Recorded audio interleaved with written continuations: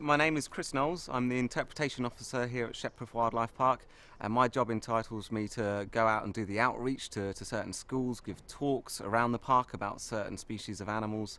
Also, I do the Keeper for the Day experience, so anyone who goes out to meet the wolves or go in with the lemurs, it's generally going to be me who's going to be there accompanying them to do that.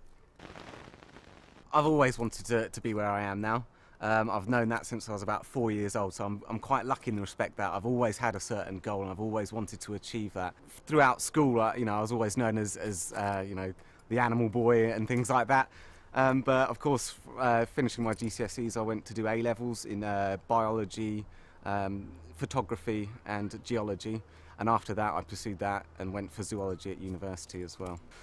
Within that there was at least 60, 70 odd modules on different aspects of animal life. So although it was a lot of work towards the last 2 years, it was certainly well worth the work. As soon as I got out of university, I went straight over to Uganda, and I was there for about 6 months teaching local school children. I was working with about 1,000 kids for about 6 months.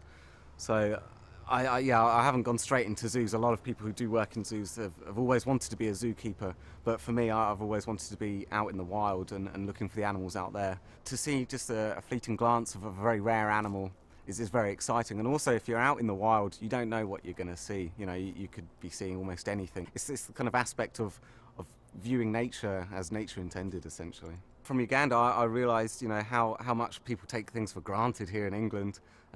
So to see how other people live was a fantastic experience as well. But out there, I was really kind of doing a lot of education work. A lot of the kids I was working with had never even been to the forest, even though they lived a few kilometres away from it. It was a very enriching experience for both of us, from both sides of the story, and something I'd love to do again. I'm certainly going to head back there in the near future. There's a lot of competition to get into zoos, certainly. A lot of people want to work with animals.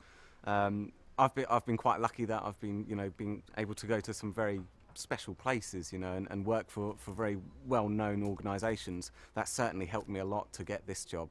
You can't just expect that you can go out and do your A-levels and you'll get a job in doing what you want to do. You've got to really push a lot further than that. So it's very difficult. In the near future, I'd like to be 100 miles from anybody, completely alone in a rainforest, certainly. That is what I want to do with my life. I feel very peaceful, out in the rainforest, even though it's such a noisy and strange place. I'd like to get involved in documentaries and things like that, either behind the camera or in front of it.